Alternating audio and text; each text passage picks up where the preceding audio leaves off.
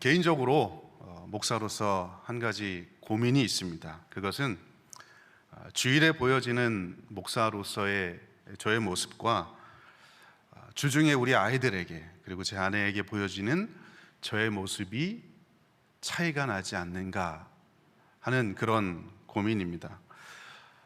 어느 날 큰아이와 대화 중에 이런 일이 있었습니다. 아이가 충격적인 얘기를 한마디 했습니다. 물론 평소에도 늘 충격적입니다. 그러나 애들이 사춘기이기 때문에 근데 충격적인 얘기를 했는데 아빠는 왜 주일날 예배 드릴 때 모습과 우리한테 대하는 모습이 그렇게 달라? 얘기하는 것이었습니다. 그 얘기를 듣고 굉장히 큰 충격을 받았습니다. 아이들의 눈에 보일 때는 주일날 성도들 앞에 설교하고 그리고 사람들에게 따뜻하고 온유하게 대하는 지금 이런 모습과 강대상 아래서 가정에서 일상에서 보내는 시간 아이들에게 반응하는 모습이 전혀 달랐던 것 같습니다. 아이들이 볼 때는 선한 모습, 또 정말 너그러운 모습, 인자하고 용서하는 모습, 이런 모습을 설교처럼 기대했던 것 같은데 그렇지 않은 모습들을 보면서 아이들이 상당히 실망했던 것 같습니다. 그래서 참 충격적이었습니다. 그래서 가만히 있을 수 없어서 그럼 엄마는 어떤 것 같아? 그랬더니 엄마는 예배 때마다 맨날 그렇게 울면서 회개하고 그러면서 돌아오면 왜 우리한테 맨날 잔소리하는지 모르겠다, 의문의 일패를 당하셨습니다. 사실 이 일이 있고 나서 고민이 참 많았습니다. 아이들과 일상에서 함께하는 삶에서 행동으로 진실한 삶의 모습, 삶의 예배가 없이 그동안 내가 하나님 앞에 주일날 드렸던 이 예배를 하나님께서 진정으로 받으셨을까? 일상에서 나의 삶의 터전에서, 학교에서 그리고 가정에서 만나는 사람들과 신실한 그리스도인으로서의 모습을 보여주지 못한 채로 그리고 주일날 주님 앞에 나와 예배하는 그 모습을 하나님께서 과연 기쁘게 받으셨을까 하는 것입니다. 여러분은 어떠합니까? 주일날 오늘 우리 9시 반 예배에 나오셨잖아요. 9시 반, 11시 반 예배에서 여러분들이 하나님 앞에 보여지는 그 모습과 여러분의 삶의 현장에서 즉 가정, 그리고 교회, 학교, 일상, 직장, 삶의 모든 터전에서 여러분이 보여지는 하나님 앞에, 사람들과 하나님 앞에 보여지는 그 모습이 일치하십니까? 그리고 그 일치된 채로 지금 이 자리에 나와서 하나님 앞에 신실한 모습으로 예배를 하느냐 하는 것입니다. 아마 많은 분들이 제가 느꼈던 그런 고민들을 동일하게 느끼실 것 같습니다. 그래서 오늘은 진정한 예배가 무엇인가, 우리가 답해야 될 것이 바로 이것입니다. 하나님이 받으시는 진짜 예배가 무엇일까? 진정한 예배가 무엇일까에 대해서 생각해 보면서 특별히 삶으로 드리는 예배가 얼마나 중요한가 하는 부분을 저와 여러분이 나누고자 하는 것입니다. 예배라는 말의 문자적인 의미는 예를 갖추어 절하다라는 그런 의미를 갖습니다. 이 예배라는 말이 구약 성경에는 크게 한 두 가지 정도로 사용되었는데 첫 번째 의미는 섬김과 봉사라는 의미로 보통 사용되었습니다. 그래서 영어로 service라는 단어가 영어 예배라는 의미로 쓰여지기도 합니다. 또 다른 의미는 굴복하다, 숭배하다, 경배하다라고 하는 그런 의미로 구약에서 사용이 되었습니다. 신약 성경에는 최고의 가치를 돌려드리는 행위, 이것이 바로 예배라고 하는 단어가 쓰여지는 문맥적인 의미였습니다. 그러므로 여러분, 예배는요, 피조물인 인간이 조물주를 향해 최고의 가치와 경배를 올려드리는 행위, 이것이 바로 예배입니다. 여러분, 이 기준에 따르면 예배라는 것이 단순히 특정한 날에 특정한 시간에 얽매이지 않는다라고 하는 것을 알게 될 것입니다. 예배라는 것은요, 시간과 장소에 상관없이 우리가 하나님 앞에, 나를 만드신 조물주이신 창조주이신 하나님 앞에 최고의 경배와 숭배와 영광을 올려드리는 바로 그것이 진정한 예배라고 하는 것입니다. 가령 여러분, 특정한 날, 오늘 같은 주일이겠죠. 이 특정한 날, 특정한 장소에서 이 자리에 나와서 하나님 앞에 예배할 때 여러분의 마음이 최고의 것으로 하나님 앞에 최상의 것을 올려드리고자 하는 마음이 여러분 안에 있으면 이 예배는 하나님이 받으시는 예배가 되는 줄로 믿습니다. 그러나 반대로 이 자리에 나와 있지만, 특정한 날에 특정한 시간에 나와 있지만, 여러분들의 마음이 최상의 것이 아니라 세상에 찌들고 세상에 이래저래 치우쳐 살다가 그냥 아무 생각 없이 몸만 와 있는 이 예배는, 비록 9시 반 예배, 그리고 예배 교회당이라고 하는 이 공간 안에 있지만, 이 예배는 하나님께서 기뻐 받으시는 예배가 아니다라고 하는 것입니다. 예배라는 것은 그러므로 시간과 공간을 초월하죠. 요한복음 그래서 4장 말씀에 보면 4장 24절에 하나님은 영이시니 예배하는 자가 영과 진리로 예배할지니라. 예배하는 사람이 영과 진리로 예배하는 것, 이것이 바로 가장 중요한 예배자의 자세라고 하는 겁니다. 여러분이 이 자리에 나와 있지만 바로 그런 마음으로 최고의 것으로 하나님 앞에 드리고자 하는 마음이 있으면 하나님께서 그 예배를 받으신다라고 하는 것입니다. 주일날. 그러나 또 한편으로 여러분, 주중도 마찬가지입니다. 주일을 지나서 월요일부터 토요일까지 우리의 일상 삶의 현장 가운데서 하나님을 경외하고 하나님께 굴복하고자 하는 마음이 있으면, 그런 마음을 가지고 회사를 운영하고 직장을 다니고, 그런 마음을 가지고 가정에서 자녀들을 양육하고 밥을 하고, 그런 마음을 가지고 최선을 다해서 공부를 하는 그런 사람들은 그것이 바로 삶으로 드리는 예배가 될 수 있다라고 하는 겁니다.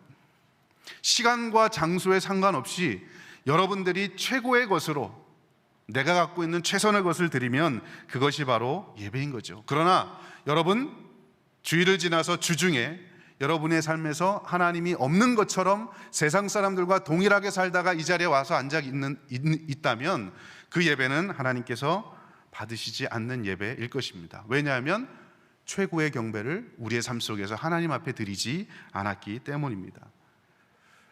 여기에서 우리는 예배에 대한 아주 중요한 원리 한 가지를 깨닫게 됩니다. 예배는 우리가 오늘 모였던 것처럼 9시 반, 그리고 7시 반, 11시 반에 드리는 그런 것들만 예배가 아니고, 물론 당연히 이거 예배겠죠. 그런 것들만 예배가 아니고 우리 삶이 거하는 모든 처소에서 하나님을 경배하고 경외하는 것이 진정한 예배이다. 그리고 그렇게 드리는 삶으로서의 예배에 성공한 사람들이 이 자리에 모여서 드리는 이 의식으로서의 예배를 하나님께서 받으신다라고 하는 중요한 원리를 깨닫게 되는 것입니다. 그런데 한국교회는 그동안 여러분, 의식으로서의 예배는 잘 드렸던 것 같습니다. 그런데 삶으로서 예배는 그리 잘 드리지 못했던 것 같습니다. 그래서 주일날 거룩한 모습으로 이 자리에 앉아서 여러분 예배를 잘 드려놓고 주중에 흩어져서 여러분의 삶의 자리로 가서 여러분의 가정과 직장과 학교에서 세상 사람들보다 더 악한 사장의 모습, 더 신실하지 못한 직장인의 모습, 성실하지 못한 그런 학생의 모습으로 살아가는 경우가 허다합니다. 어쩌면 의식으로서의 예배는 성공했을지 모르지만 삶으로 드리는 예배를 실패하고 있는 게 우리 한국교회 모습이 아닌가 생각합니다. 다시 말씀드리지만 그렇게 삶의 모습이 실패자의 예배 모습으로 드리고서 이 자리에 의식으로서의 예배를 드린들 하나님께서 이 예배를 기쁘게 받으시겠느냐 하는 것입니다. 마태복음 23장 27절에는 예수님께서 외식하는 서기관들과 바리새인들을 향해서 이렇게 책망하십니다. 화 있을진저 외식하는 서기관들과 바리새인들이여 회칠한 무덤 같으니 라고 이렇게 말씀하십니다. 여러분, 회칠한 무덤이 무엇입니까? 유대인들은요, 평토장한 무덤, 또 이렇게 봉분을 만든 무덤, 또 동굴 안에 집어넣는 무덤, 여러 무덤들이 있겠죠. 회칠한 무덤은 여러분 시체를 땅을 파서 묻어놓고 그 위에 시멘트로, 석회로 발라놓은 겁니다. 그리고 비석을 세우고 거기에 온갖 좋은 말들은 다 적어놨겠죠. 사람들이 지나가면서 아, 저게 무덤이구나, 아, 정말 예쁘게 해놨다라고 말합니다. 멋있습니다. 겉으로 볼 때 좋아 보입니다. 그러나 그 아래는 뭐가 있습니까? 시체가 썩고 있습니다. 구더기가 들끓고 있습니다. 회칠한 무덤 같다라고 하는 예수님의 평가는 겉과 속이 다르다는 겁니다. 말하는 것과 살아내는 행동이 다르다는 것, 바로 그것입니다. 주중에 오늘 우리의 주제로 좁혀서 말하면 주중에 삶의 예배는 실패하고 그저 이 자리에 나와서 의식으로서의 예배만 잘 드리는 그런 모습이 바로 어쩌면 여러분 서기관들과 바리새인들에게 예수님께서 선포하셨던 그 모습이 어쩌면 우리들에게 해당되는 모습이 아닐까 생각합니다. 그러므로 여러분, 이 주일 아침에 드리는 예배만큼 중요한 것이 삶으로 드리는 예배인 줄로 믿습니다. 바로 그 예배에 성공할 수 있는 우리 모든 주의 자녀들 될 수 있기를 주의 이름으로 축원합니다. 오늘 이 본문에는 그래서 의식으로서의 예배뿐만 아니라 삶으로서의 예배를 잘 드린 자와 그렇지 않은 자의 모습이, 그리고 그 결과가 어떠한지를 그려주고 있는 것이 오늘 본문입니다. 창세기 4장은 불순종으로 인해서 에덴 동산에서 쫓겨난 아담과 하와가 가정을 꾸리는 그 장면으로부터 시작합니다. 아담과 하와는 첫째 가인과 둘째 아벨을 하나님으로부터 귀하게 얻었습니다. 시간이 흘러서 이 아들들이 하나님 앞에 제물을 드리게 됩니다. 4장 3절에 보면 가인이 땅의 소산으로 제물을 하나님 앞에 드리게 됩니다. 그리고 4장 4절에 아벨이 양의 첫 새끼와 그 기름으로 하나님 앞에 제물을 드리는 모습이 등장합니다. 그런데 여러분, 하나님께서 가인과 아벨이 드린 이 제사를 모두 받아주셨다면 인류 최초로 형제 살인이라고 하는 비극은 아마 없었을 겁니다. 그런데 안타깝게도 4장 4절 후반부부터 5절 본문에 보면 성경이 이렇게 말씀합니다. 여호와께서 아벨과 그의 제물은 받으셨으나 가인과 그의 제물은 받지 아니하신지라 라고 말씀하시면서 이후에 정말 큰 일이 있을 것임을 암시하고 있습니다. 형제간에 큰 비극이 있을 것임을 암시하고 있죠. 여러분, 하나님께서 아벨과 그의 제물은 받으셨고 가인과 그의 제물은 받지 않았다라고 말씀합니다. 그런데 이쯤에서 우리는 그러면 하나님께서 왜 누구의 제사는 받으시고 누구의 제사는 받지 않으셨을까라고 하는 질문을 하게 됩니다. 여러분, 가인도 아벨도 자기가 하는 직업의 것들 중에서, 직업의 어떤 일들 중에서 취해서 하나님 앞에 예물을 드렸습니다. 그런데 한 사람 건 받고 한 사람 건 왜 받지 않으셨을까요? 어떤 학자들은 아벨이 피의 제사를 드렸고 가인은 그렇지 않았기 때문에 하나님이 받지 않으셨다라고 해석하기도 합니다. 그러나 여러분, 피의 제사에 대한 규례는 레위기에 기록되어 있습니다. 레위기는 창세기 이 본문이 적혀져 있기 한참 후이겠죠. 여러분, 일반 법률도 여러분 불소급의 원칙이라는 게 있습니다. 그죠? 여러분, 레위기에 제정된 걸 그 기준을 가지고 오늘 본문을 해석해서 왜 피의 제사를 안 드렸느냐, 피의 제사를 드렸고 누구는 안 드렸기 때문에, 더 귀한 걸 드렸기 때문에 한 사람은 받고 한 사람은 안 받았다라고 해석할 수 없다라고 하는 것입니다. 그렇다면 여러분, 왜 아벨의 제사는 받고 가인의 제사는 받지 않았을까? 결론적으로 그것은 바로 제가 앞서서 말씀드렸던 삶이 뒷받침된 제사를 함께 드렸느냐 그렇지 않았느냐가 바로 하나님께서 이 예배를 받고 안 받으시고의 결정적인 차이를 만들어 놓았다라고 하는 것입니다. 여러분, 그 단서를 제공하는 것이 4장 4절부터 5절의 말씀입니다. 만약에 제사를 드리는 행위만 중요했다 그러면 성경은 아마 이렇게 기록되어 있을 겁니다. 하나님께서 아벨의 제사는 받으시고 가인의 제사는 안 받으셨다라고 기록했을 겁니다. 그런데 성경은 그렇게 기록하고 있지 않습니다. 오늘 본문 말씀은 하나님께서 아벨과 그의 제사를 받으셨고 가인과 그의 제사를 받지 않으셨다라고 표현합니다. 차이가 뭔지 아시겠습니까? 그게 그거 같아요. 네, 그런가요?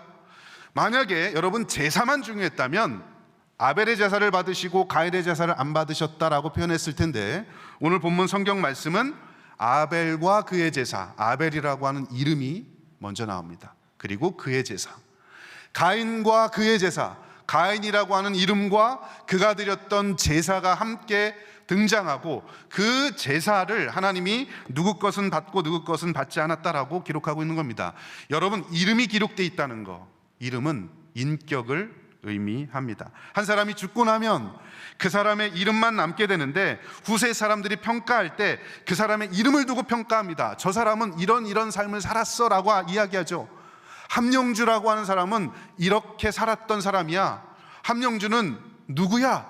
이런 삶을 살았어 라고 하는, 여러분, 이름 속에는 그 사람의 인격과 삶이 담겨져 있는 겁니다. 우리 속담에 호랑이는 죽어서, 호랑이 안 키워보셔서 잘 모르시겠죠. 호랑이는 죽어서 뭘 남깁니까? 가죽을 남기고, 사람은 죽어서 이름을 남긴다. 그 이름이 뭘까요? 그 사람의 삶입니다. 발자취입니다. 뒷모습입니다. 그림자입니다.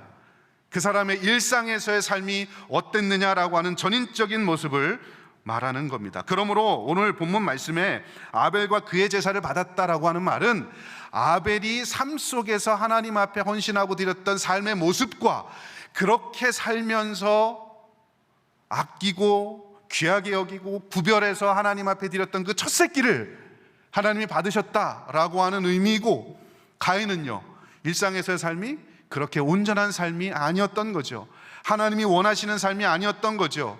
하나님이 기뻐하시는 전인적인 삶이 아닌 채로 자기가 곡식지었던 농사를 가지고 하나님 앞에 드렸을 때 하나님이 받지 않으셨다라고 하는 겁니다. 그러므로 여러분, 하나님이 받고 안 받고의 핵심적인 차이가 뭐냐면, 일상에서 인격적으로 하나님 앞에 온전한 신앙인의 삶을 살다가, 즉 삶으로 드리는 예배를 제대로 드리다가 의식으로서 하나님 앞에 들었느냐 안 들었느냐가 가장 중요한 차이를 만들어냈다라고 하는 겁니다. 그래서 가인과 아벨의 이야기를 다루고 있는 히브리서 11장 4절은 이렇게 말씀하고 있습니다. 믿음으로 아벨은 가인보다 더 나은 제사를 하나님께 드림으로 의로운 자라 하시는 증거를 얻었으니 하나님이 그 예물에 대하여 증언하심이라. 그가 죽었으나 그 믿음으로서 지금도 말하느니라. 여러분, 히브리서, 이 창세기의 기록을 해석하고 있는 히브리서 기자는요, 하나님께서 아벨의 제사를 받으신 이유가 믿음으로 제사를 준비해서 더 나은 제사를 드렸다, 믿음이 전제가 된 제사, 그래서 그 예물을 드렸을 때 하나님께서 그 예물을 받으셨다라고 하는 겁니다. 여기서 말하는 믿음은 다른 것이 아니라 평소에 하나님을 신실하게 섬기는 모습입니다. 특별히 구약 성경에서 말씀하는 믿음은 항상 하나님과 동행하는 삶과 관련이 있는 거예요. 평소에 믿음으로 들었다라고 하는 건 평소에 하나님 앞에서 믿음의 삶을 산 거죠. 하나님과 동행하는 삶을 산 겁니다. 하나님과 함께 길을 걸어가는 그러한 삶을 살았다라고 하는 겁니다. 그렇게 살다가 때가 돼서, 시간이 돼서 안식일에 모여서 주님 앞에 예물을 드렸더니 하나님께서 그 예물을 받았다 하는 겁니다. 여러분, 그러므로 중요한 것은 오늘 이 자리에 앉아서 여러분이 예배 드리는 것 같은 이 예배가 정말 중요합니다. 우리는 어떤 방법, 수단 써서 여러분 이 자리에 와서 예배를 드려야 되죠. 그러나 이 자리에 오기까지의 여러분의 삶, 이것이 훨씬 더 중요하다라고 하는 겁니다. 여러분은 이런 기준에 의하면 지금 하나님께서 받으시는 예배를 드리고 계십니까? 만약에 여러분의 삶 속에서 여러분이 여러분의 자리에서 믿음의 삶을 살다가 주일에 하나님을 찬양하러 이 자리에 여러분이 모이셨다면 이 예배는 하나님께서 받으시는 그런 예배가 되는 줄로 믿습니다. 비록 나의 직업이 화려하지 않고 가정에서 내가 설거지하는 사람으로 있어도, 학교에서 그저 안 되지만 그냥 최선을 다해서 공부하는 사람, 직장에서 말단 직원으로 내가 살고 있어도 내가 처한 삶의 자리에서 최선을 다하다가 하나님께서 맡겨주신 일에 최고의 노력을 다해서 최선을 다하다가 이 자리에 나왔다면 하나님께서 이 예배를 받아주실 겁니다. 비록 나의 삶이 완벽하게 온전하지 못하고 완벽하게 하나님이 받으실 만한 거룩한 산제물로 일상에서 100% 내가 하나님 앞에 드리지 못해도 나의 연약함을 인정하고 부족함을 인정하고 그런 모습으로 이 자리에 나와서 예배를 드린다면 하나님께서 그 예배를 받아주시는 줄로 믿습니다. 그러나 반대로 여러분이 아무리 화려한 직업을 갖고 남들이 부러워하는 그런 부유한 부를 갖고 있어도, 누구나 갖고 싶어하는 넓은 평형대의 집에서 살고 있어도, 명예와 부를 다 누리고 있어도, 그래서 그렇게 벌은 돈으로 여러분이 이 자리에 오늘 봉투를 두둑하게 넣어서 헌금을 하나님 앞에 드려도, 만약에 그렇게 주님 앞에 오기까지의 여러분의 삶이 온전하지 못하고 엉망이었다면 아무리 많은 헌금을 드려도 하나님은 그 예물을 받지 않으십니다. 그래서 삶의 예배가 중요한 겁니다. 여러분, 마가복음 12장 14절부터 44절, 그리고 동일한 본문이 누가복음 21장 1절부터 4절에 등장하는데, 우리가 잘 아는 것처럼 부자와 가난한 과부의 이야기가 등장합니다. 당시 부자들은 대부분 사회의 지도 권력층이었습니다. 부정직하게 돈을 벌었던 사람들이 꽤 많았습니다. 그 중에 상당수가 또 서기관과 바리새인들처럼 유대인 지도층에 있는 사람들도 꽤 많았습니다. 이들은 안식일에 예배하는 동안에 자신들이 비신앙적으로 삶을 살았음에도 불구하고 예수 그리스도를 인정하지 않잖아요. 율법주의적으로 외형적으로만 그렇게 번듯하게 살고 마음에 진심이 없는 그런 삶을 살았음에도 불구하고 안식일에 예배하는 동안에 가장 많은 두둑한 봉투를 가지고 헌금을 가지고 와서 하나님 앞에 헌금을 드렸습니다. 반면에 가난한, 오늘 본문에 읽진 않았지만 이 본문에 나오는 가난한 과부는 겨우 2렙돈을 집어넣었습니다. 여러분, 이 2렙돈이 오늘날로 말하자면 노동자의 품삯의 한 64분의 1 정도 된답니다. 더 쉽게 이야기하면 한 1,000원, 2,000원 정도 되겠죠. 우리 주일학교 아이들도 1,000원, 2,000원 뭐 요즘 그렇게 헌금 안 하더라고요. 정말 적은 돈입니다. 여러분, 이렇게 적은 돈을 바친 한 과부와 정말 많은 돈을 바친 이 바리새인, 이들이 바친 예물을 가지고 주님께서, 사람의 평가는 어떤지 몰라도 예수님의 평가는 이렇습니다. 누가복음 21장 3절 말씀에 이르시되 내가 참으로 너희에게 말하노니 이 가난한 과부가 다른 모든 사람들보다 많이 넣었도다. 여러분, 이게 가당한 평가입니까? 이 과부가 넣었던 이 1,000원, 2,000원이 다른 모든 사람들보다 더 많이 넣었다. 여러분, 바로 다음 절에 21장 4절에 그 이유를 말씀합니다. 저들은 그 풍족한 중에서 헌금을 넣었거니와 이 과부는 가난한 중에서 자기가 가지고 있는 생활비 전부를 넣었느니라. 여러분, 이 본문 말씀에 두 가지가 대비가 되고 있습니다. 풍족한 중에라는 말과 가난한 중에. 풍족하게 살기 위해서는 여러분, 누구 것을 갈취해야 됩니다. 부정한 방법으로 돈을 얻게 되죠. 여러분, 그렇게 살다가 주님 앞에 바친 돈과 헌금과 예배와 가난하지만 내게 맡겨진 그 일에 아무도 알아주지 않잖아요. 과부가 무슨 일을 하겠습니까? 힘도 없고 능력도 없잖아요. 그러나 그 적은 일에, 작은 일에 내게 맡겨진 삶의 현장에서 그저 최선을 다한 겁니다. 그렇게 살다가 주님 앞에 바친 이 적은 돈을 우리 하나님께서는 받으셨다라고 하는 겁니다. 그 기준은 예수님이 보시는 건 돈의 많고 적음이 아닙니다. 얼마나 넓은 집에 살고 적은 집에 사느냐가 아닙니다. 내가 처해 있는 삶의 현장에서 하나님 앞에 신실한 모습으로 살다가 드렸느냐 아니냐라고 하는 거죠. 삶으로서의 예배에 성공한 사람이 의식으로서의 예배를 제대로 드리느냐 아니냐의 모습이 주님께서 우리를 평가하는 기준이다라고 하는 겁니다. 여러분, 삶의 예배에 성공하는 사람 될 수 있기를 주의 이름으로 축원합니다. 그래야 이 자리에 나와 예배하는 이 예배를 하나님께서 기뻐 받으시는 거죠.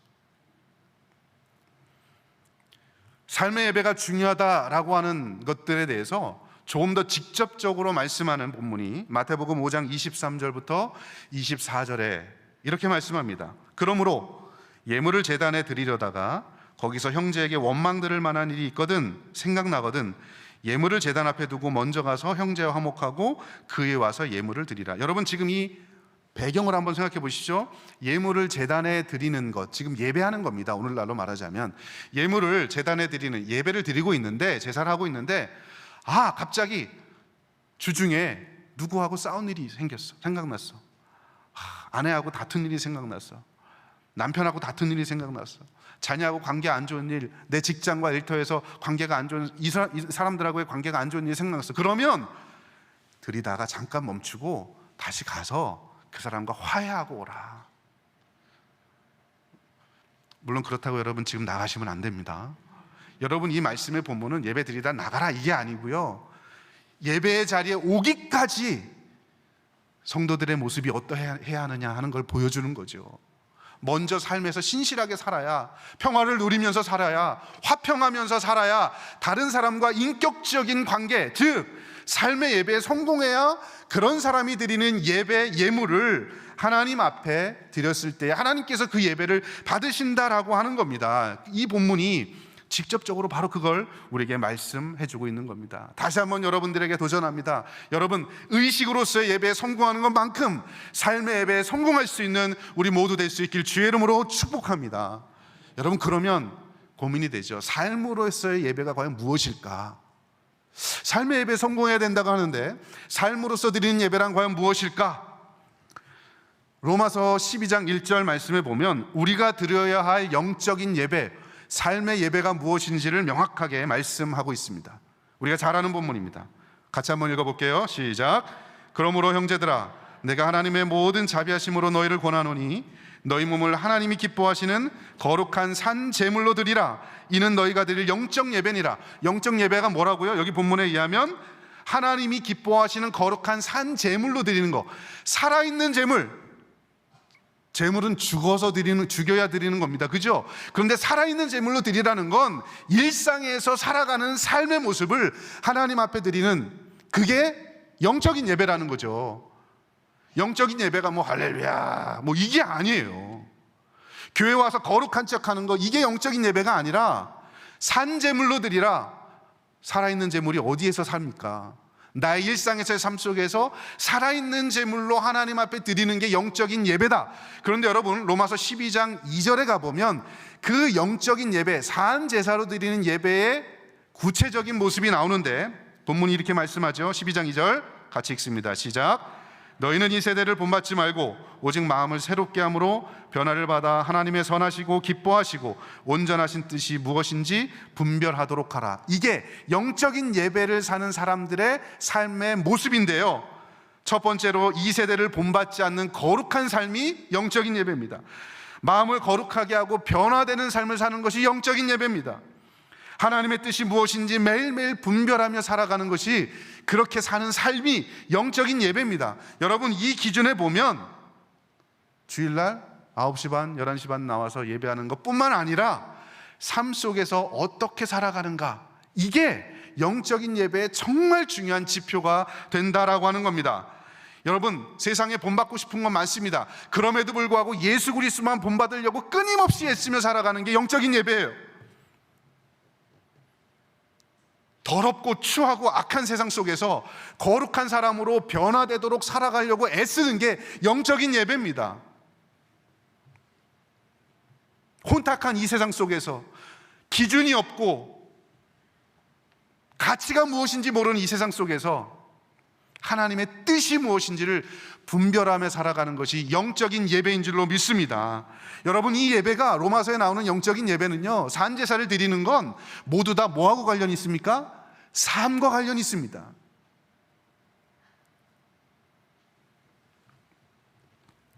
여러분은 진정한 예배자이십니까? 우리가 흔히 히브리서 11장을 믿음장이라고 이야기합니다. 왜냐하면 믿음의 사람들이 등장하기 때문입니다. 그런데 여러분이 믿음의 사람들, 과연 믿음이 뭘까? 믿음의 실체가 뭡니까? 여러분, 믿음이 뭐예요? 믿음의 실체가 뭐냐? 궁금하십니까?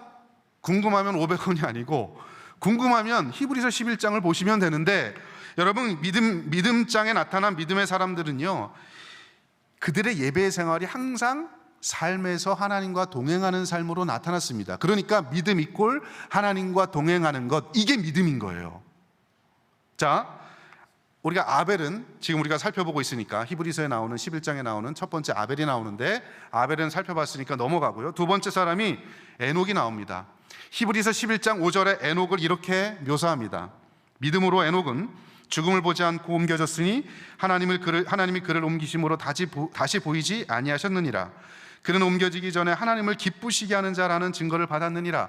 이 세상에서 하나님을 기쁘시게, 이 세상 사는 동안에 죽음을 보지 않고 올라갔는데 이 세상 사는 동안에 하나님을 기쁘시게 했대요. 그런데 그런 삶을 일컬어서 창세기에, 이 히브리서에서 묘사하고 있는 이 에녹에 대해서 창세기에서 뭐라고 묘사하냐면, 창세기 5장 24절에 에녹이 하나님과 뭐 했다?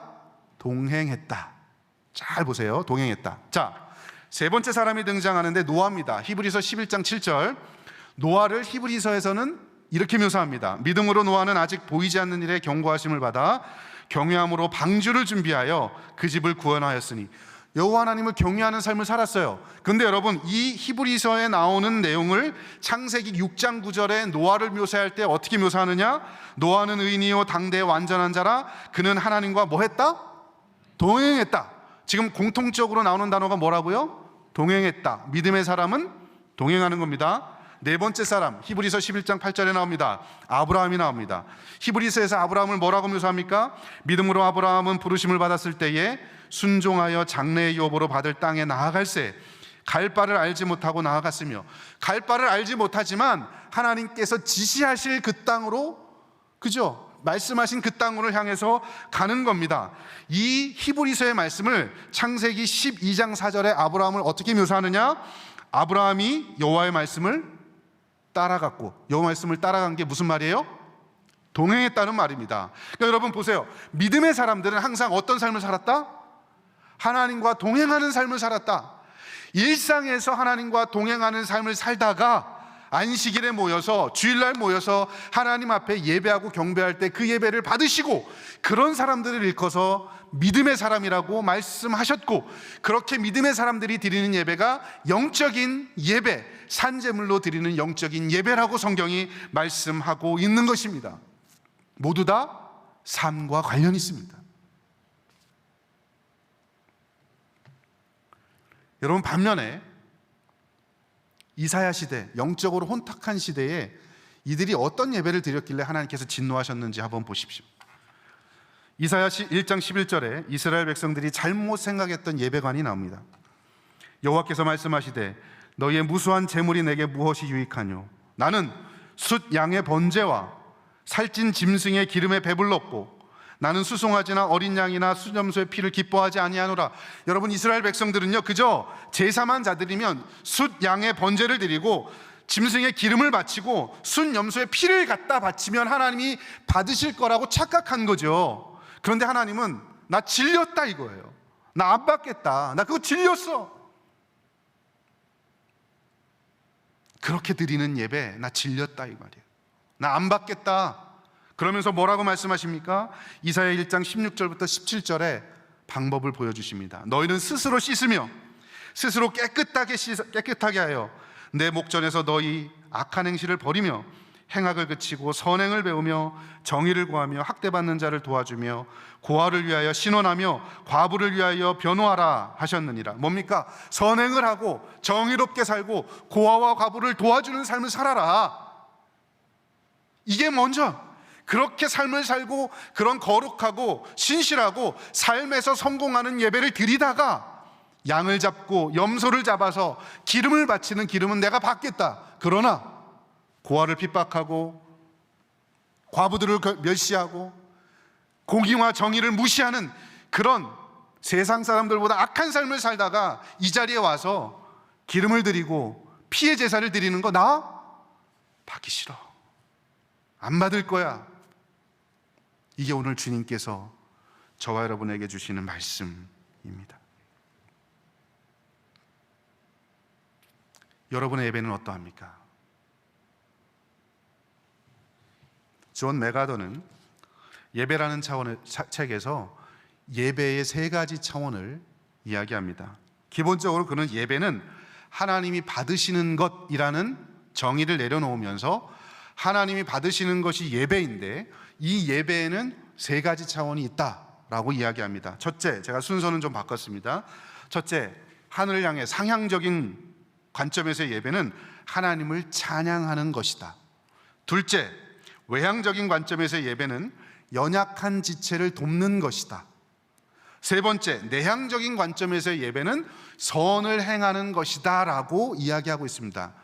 여러분, 예배라는 것이 하나님께 드리는 것, 그래서 하나님이 받으시는 게 예배인데 하나님께 찬양하는 것이 예배고, 여기까지는 이해가 돼요. 근데 연약한 자를, 지체를 돕는 것, 선을 행하는 것도 예배라고 이야기합니다. 여러분, 왜 그런 얘기를 했을까요? 바로 오늘 본문의 말씀과 똑같은 겁니다. 내 삶에서 연약한 지체를 돕고 부족한 사람들에게 같이 나누어 주고 그들을 세워주고 세상을 향해서 소금과 빛의 역할을 하면서 선한 일을 하는 그런 삶을 살다가 교회 와서 하나님을 찬양할 때 그 하나님이 이 예배를 받으신다라고 하는 그 관점 때문에 이 존 메가더가 이렇게 이야기하는 거예요. 결국 예배는 뭡니까? 예배는 삶입니다. 삶과 관련돼 있다는 겁니다. 초대교회 순교자들의 삶을 살펴볼 때 그들이 얼마나 위대한 순교자의 삶을 살았는지 우리는 너무나 잘 알고 있습니다. 그들은요, 주일날 예배에서의 자리뿐만 아니라 예배를 떠난 일상에서의 삶의 자리에서도 하나님이 받으실 만한 삶의 예배를 제대로 드렸기 때문에 그들이 순교할 수 있는 그런 용기까지 있었던 겁니다. 여러분, 사람들은요, 우린 이들이 드렸던 예배에만 관심 있잖아요. 주일날 예배에만 관심 있잖아요. 실제로 여러분, 그들은 예배를 정말 잘 드렸습니다. 목숨 걸고 예배 드렸어요. 카타콤이라고 하는 여러분 그런 지하 묘지에 숨어 들어가서 예배하는, 이렇게 편안한 자리에서 예배 드리지 않았습니다. 지하에 들어가서 예배를 드렸습니다. 그 예배를 드리다가 발각이 되면 사자의 밥이 되기도 하고 화형에 처해지기도 했습니다. 그럼에도 불구하고 그들은요, 목숨 걸고 주일 예배를 고수했습니다. 끝까지 지켰습니다.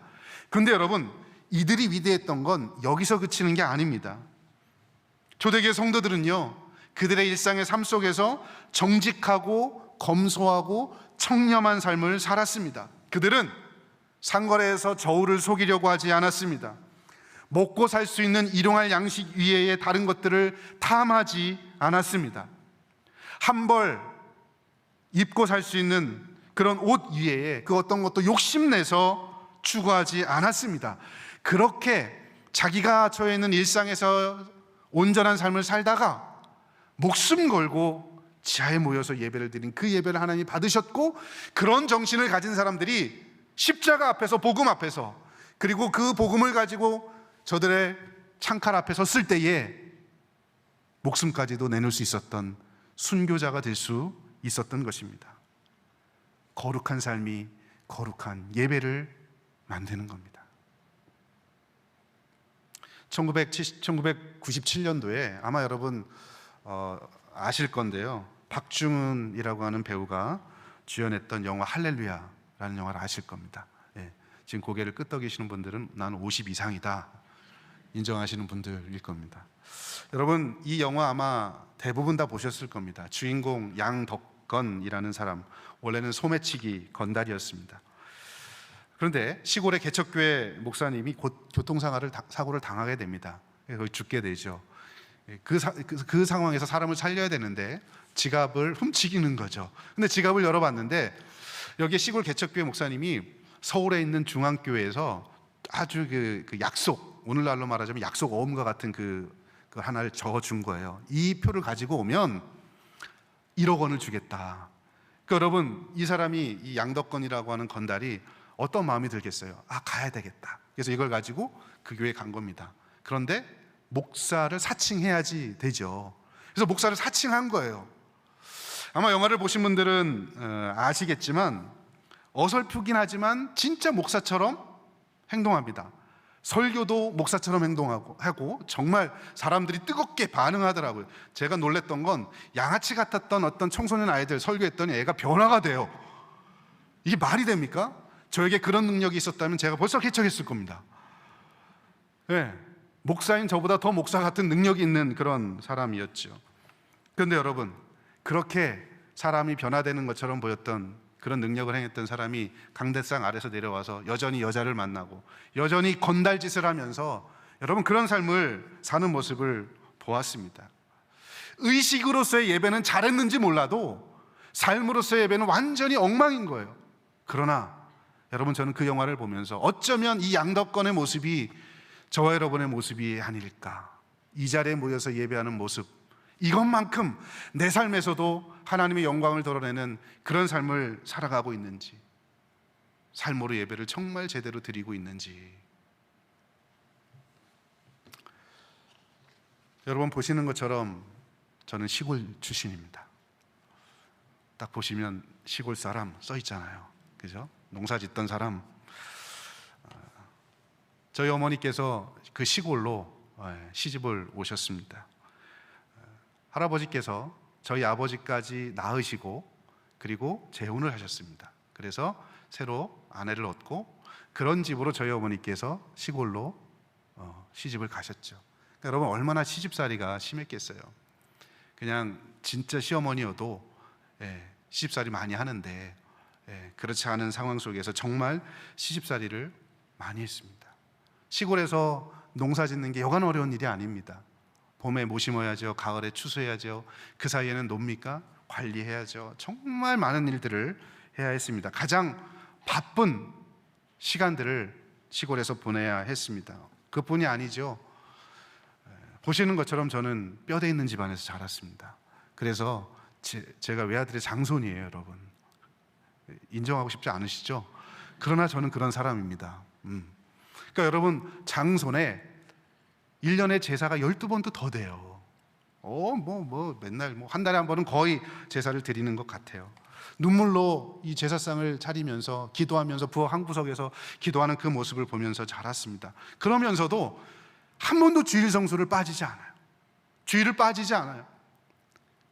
여러분, 농번기 때 일하려면요, 남들 6시, 7시에 일하러 나가거든요.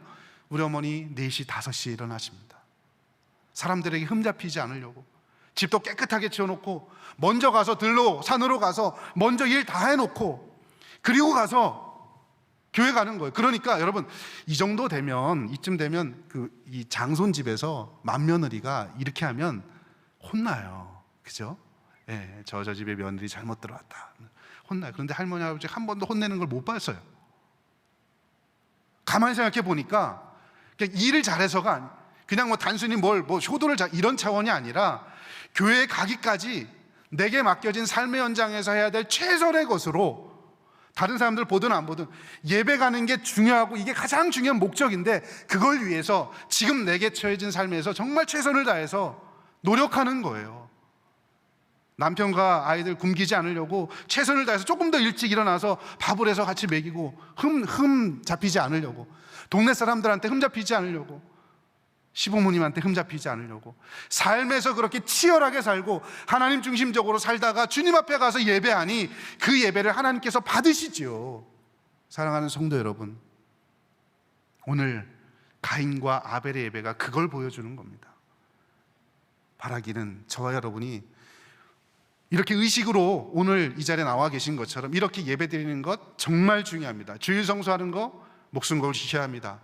그런데 이 자리에 오기까지 여러분의 삶에서의 모습이 온전하고 하나님이 기뻐하시는 거룩한 산제물로 드려서 우리 하나님의 기쁨이 되는 놀라운 예배자로, 삶의 예배에 승리하는 예배자로 될 수 있기를 주의 이름으로 축원합니다.